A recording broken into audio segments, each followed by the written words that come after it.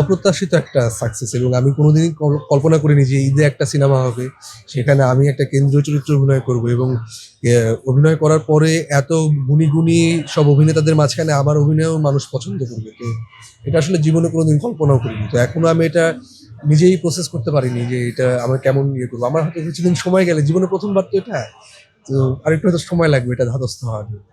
আচ্ছা, একটু জানতে চাইবো যে আপনার অভিনয় জগতের আইডল কে? বিনোদ জগতের আইডল আইডল আমাদের বাংলাদেশে হুমায়ুন ফরিদি, আর দেশের বাইরে যদি বলি তাহলে শাহরুখ খান। আচ্ছা, আমরা যেমনটা জেনেছি যে আপনার বাবা মা দুজনেই অভিনয় শিল্পী। তো সেক্ষেত্রে আসলে কাকে বেশি প্রাধান্য দিচ্ছে? অভিনেতা আমার পছন্দের অভিনয় শিল্পী বলতে বাবা মার মধ্যে যদি আমি কম্পেয়ার করি, মা আমার পছন্দের অভিনয় শিল্পী, এবং প্রাধান্য না, মানে আমি যদি দর্শক হিসেবে আমার কাছে মার অভিনয় বেশি ভালো লাগে।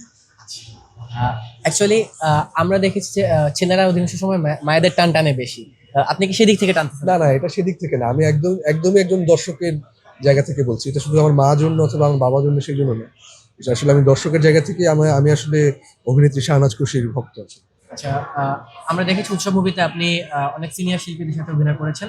তো জাহিদ ভাই এবং জয়া আপুর অভিনয় কেমন? এটা তো আসলে মানে শুধু এই সিনেমায় না, আমি তো সেই আজ রবিবার থেকে জাহিদ আঙ্কেলের ভক্ত, এবং সিমিলারলি জয়া হাসানের যে তার ক্যারিয়ারের প্রথমে যে নাটক থেকে শুরু, তারপরে সিনেমা, তার এটা তো শুধু এই কাজে না, এটা তো তাদের আগাগোড়াই আমি ছোটবেলা থেকেই তাদের কাজ দেখেই বড় হয়, এবং তারা হচ্ছে আমার one of my favourite artist. আচ্ছা, আমরা তো জানি যে জয়া হাসান অবশ্যই আপনার সিনিয়র। সেক্ষেত্রে মুভির যে কেমিস্ট্রিটা, এই জায়গাটা কিভাবে কভার করেছেন? না, জয়া হাসান তো আসলে তিনি আসলে প্রফেশনাল একজন অ্যাক্টর, এবং তার এত বছরের এক্সপিরিয়েন্স। তো তিনি আসলে আমার প্রথম সিনেমাও ছিল জয়া হাসানের সাথেই, নকশিকাঁথার জমিন আকরাম খানের। তো এখানেও জয়া হাসানকে পেয়েছি আমি। তো সে একজন প্রফেশনাল অ্যাক্টর, এবং তারা আসলে বোঝা যায় তাদের সাথে কাজ করতে গেলে যে তারা একজন জুনিয়র, তার চেয়ে বয়সে জুনিয়র একজন আর্টিস্ট কিভাবে কমফোর্টেবল করে নিতে হয়, এটা তারা খুব ভালোভাবেই করে নেন। তো আমার আসলে খুব বেশি এফোর্ট দিতে হয়নি সে। সিনেমা নিয়ে আসলে ভবিষ্যৎ পরিকল্পনা?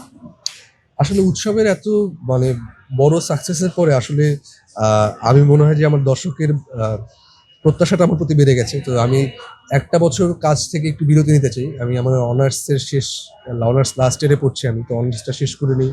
অভিনয়টা আরেকটু শিখি, একটু ধাতস্থ হয়ে তারপরে পরের ছবি হয়তো। সাকিব স্যার তো মানে ওয়ান অ্যান্ড অনলি, উনি বাংলাদেশের একমাত্র মেগাস্টার।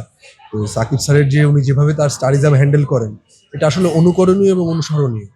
এবং তার অভিনয় আমরা শুধু আমি না, বাংলাদেশের সবাই 25 বছর ধরে দেখছেন, এবং তার যে অভিনয়ের ট্রানজিশন প্রিয়তমা থেকে তারপরে বরবাদ, তুফান, এই যে তাণ্ডব, তো এটা তো আসলে দর্শক হিসেবে খুবই মানে আমাদের অনেক বড় পাওয়া। শুধু আমার না, এটা বাংলাদেশের সিনেমার দর্শকদের এটা অনেক বড় পাওয়া যে সাকিব স্যারকে আমরা নতুন ভাবে দিচ্ছি।